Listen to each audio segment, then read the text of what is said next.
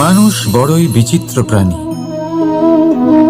সব সময় লড়াই করতে থাকে, সব সময় চেষ্টা করে যাতে সেই শ্রেষ্ঠ হয়, চেষ্টা করে যাতে তার সামনে সবার মাথা নত হয়।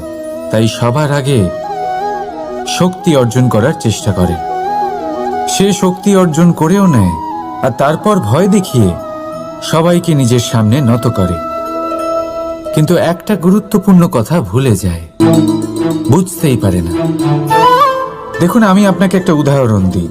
আপনি নিশ্চয়ই বৃক্ষ এবং তার ডালপালা দেখেছেন, যা ফলের ভারে নিচু হয়ে যায়।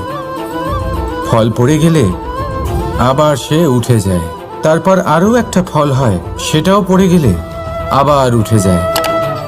সর্বদা নত থাকে না।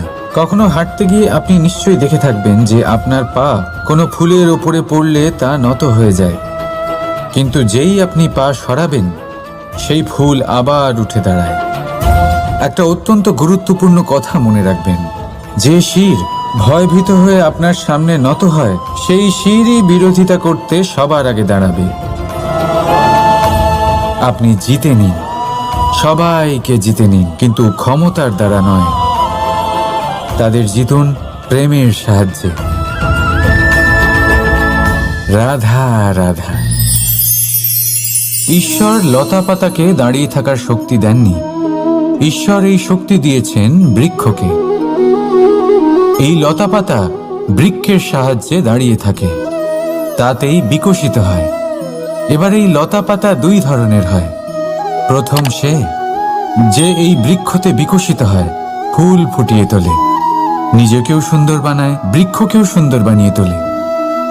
দ্বিতীয় সে যে বৃক্ষকে পুরোপুরি শুকিয়ে দেয়, তার প্রাণ শক্তি তার থেকে কেড়ে নেয়, আর শেষে নিজেও ধ্বংস হয়ে যায়।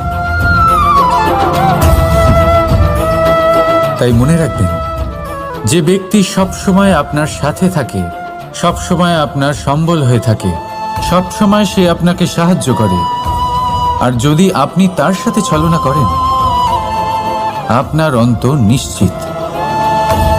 এরকম কখনো করবেন না। সেই ব্যক্তিকে ভালোবাসা দিন, সম্মান দিন, আর আমার সাথে প্রসন্ন হয়ে বলুন, রাধা রাধা।